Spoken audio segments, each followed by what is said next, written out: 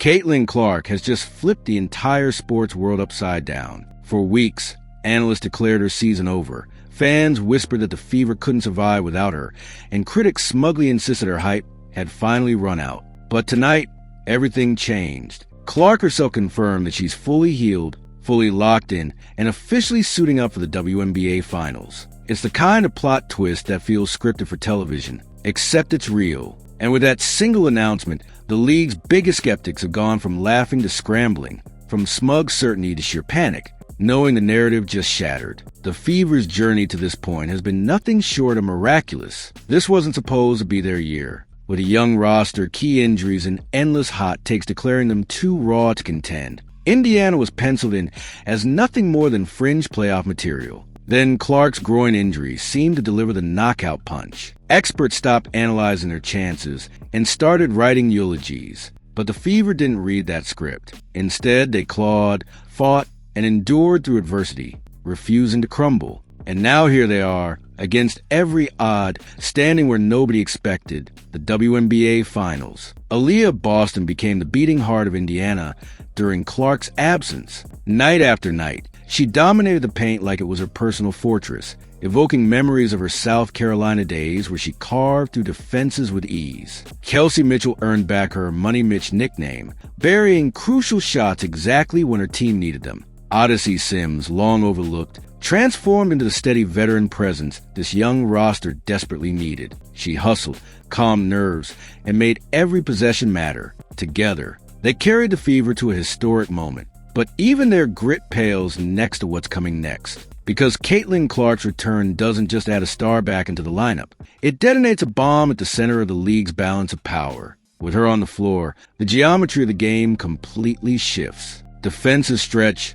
lanes open, and opponents are forced to make impossible choices. Guard Clark tightly, and Boston gets single coverage inside. Collapse on Boston, and Clark drains threes from the parking lot. Leave Mitchell unattended, and she burns you with daggers. Clark's gravity doesn't just affect her own stats. It rewrites every play, every possession, and every ounce of confidence in Indiana's favor. The so-called super teams, Las Vegas and New York, are suddenly on high alert. These teams thought they'd dodge a bullet when Clark went down. They braced themselves for Boston, Mitchell, and Sims, confident they could strategize around Indiana's remaining pieces. But now, their nightmare scenario has come true. Clark is back, and she's not limping in quietly. She's storming the finals. For Vegas and New York, the psychological damage is enormous. They thought they prepared for every possibility, only to watch their worst-case scenario materialize days before the biggest stage. And that mental blow lands before the first tip-off.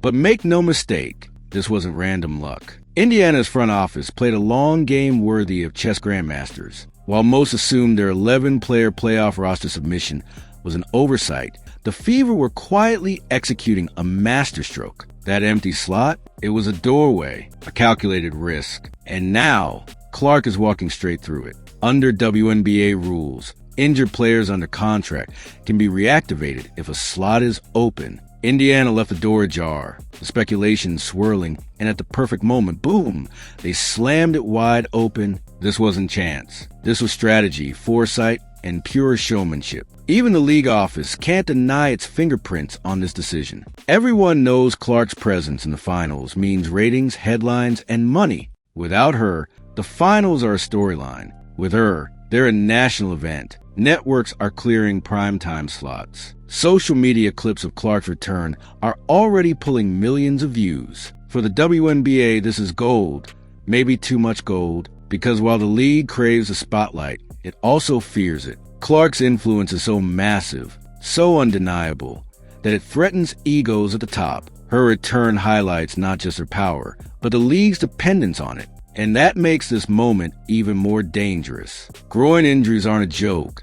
They linger, flare, and test a player's conditioning. Indiana knows they're gambling by bringing her back, but they also know this gamble is worth it. Even a limited Clark forces defenses to respect her. She could play on one leg, and opponents would still guard her from 25 feet out. That kind of gravity is priceless. The Fever chose belief over caution, risk over safety, confidence over doubt. It's a bold move that signals one thing above all. Indiana believes they can win it all right now. Her teammates know it too. With Clark back, Aaliyah Boston finally has breathing room inside. Kelsey Mitchell suddenly finds herself with space on the perimeter. Odyssey Sims can distribute and disrupt without carrying the entire load. Even role players like Sophie Cunningham suddenly become matchup nightmares because defenses simply can't cover everyone. Indiana already proved they could fight their way to the finals without Clark. Adding her back doesn't just raise their ceiling, it obliterates it. This is why opponents are terrified. Because if Indiana was this good without her, what happens now that she's back in uniform? For the haters, this moment is devastating. They spent months declaring Clark overrated, insisting she couldn't handle the pros, and celebrating her injury as proof. Now, those same critics are choking on their words. Because Clark isn't just returning, she's returning at the finals. Not as a spectator, not as a cheerleader on the bench, but as a competitor ready to change everything. It's poetic justice. The receipts are endless. Every insult, every dismissive hot take, every smug dismissal. They're all coming back to haunt the doubters as Clark steps onto the court with the entire world watching. This moment is also about legacy. Clark didn't need this comeback to cement her status. She was already the face of the league, already breaking ratings records, already selling out arenas. But by returning now, in year 2 after a brutal injury, she's writing a new chapter. This isn't marketing. It's a message. She's not just here for hype. She's here to compete, to win, to carry her franchise onto the biggest stage when it matters most. And win or lose, her return will be remembered as one of the most iconic moments in WNBA history, a story kids will tell for years. But the risk cannot be ignored. If Clark looks rusty, critics will pounce. If she re-injures herself, the backlash will be ruthless. Indiana could have played it safe, rested her for next season, avoided risk, and faced no criticism. But they didn't. They gambled. And that decision tells you everything about how far this team has come. Just a few seasons ago, the Fever were the league's punchline. 5 wins, empty arenas, wasted draft picks. But not anymore. This is a different Indiana, a fearless Indiana, willing to bet on greatness because they believe they belong among the best. And let's not forget their opponents. Vegas has shown cracks throughout this postseason. New York, despite its superstar roster,